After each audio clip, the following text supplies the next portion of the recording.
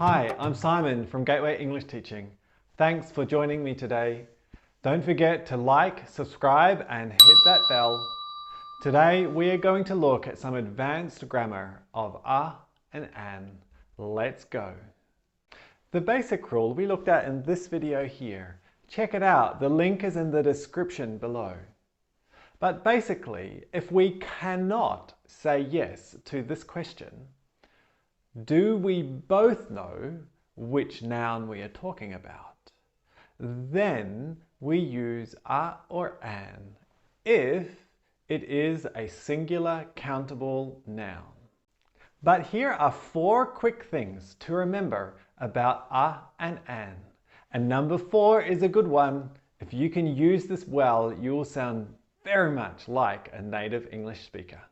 Number 1, a and an are a weak way of saying one. Your mum asks, "Can you buy me a cauliflower on the way home?" And you say, "How many?" "Just one." And when we say 100, well, normally we just say 100. It's a lazy way, but that's the way we do it. Number 2, we use a and an when we're talking about a class or a group of objects, people or things. We say, a chief magistrate has a very hard job. We're talking about every chief magistrate, not just one. Every chief magistrate in that group or in that class of people. Now, if we said, chief magistrates, plural, have a very hard job, well, we are saying exactly the same thing. And using the plural might be a little more common, but still we can use a and an to talk about a group of people or a class. Like this, an elephant has big ears and a long trunk. Every elephant, everyone in that group. Number 3, when we define or describe an object, we use a or an. My dad is a policeman. Don't use your tongue as a weapon. My daughter is an excellent student. That is a really good book. My dad is a really great guy. In these sentences without a or an, the sentence is incomplete. And number 4, and this is the more advanced usage, I can say, I spent 3 weeks at my cousin's house. But if I want to describe the time, then I can say this. I spent a really good 3 weeks at my cousin's house. In using a in that sentence in that way, we're describing the time, the full time that we spent at our cousin's house in a particular way.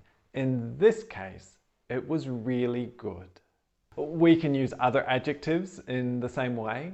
A really bad 3 weeks, a really wonderful 3 weeks, a really difficult 3 weeks. What we are doing in that sentence is putting a or an before an adjective, good, bad, hard, wonderful, to describe the quality of the full quantity of the time that we are talking about. This is a really nice way to describe things. Now, it is using a or an with a plural noun, which is breaking our basic rule.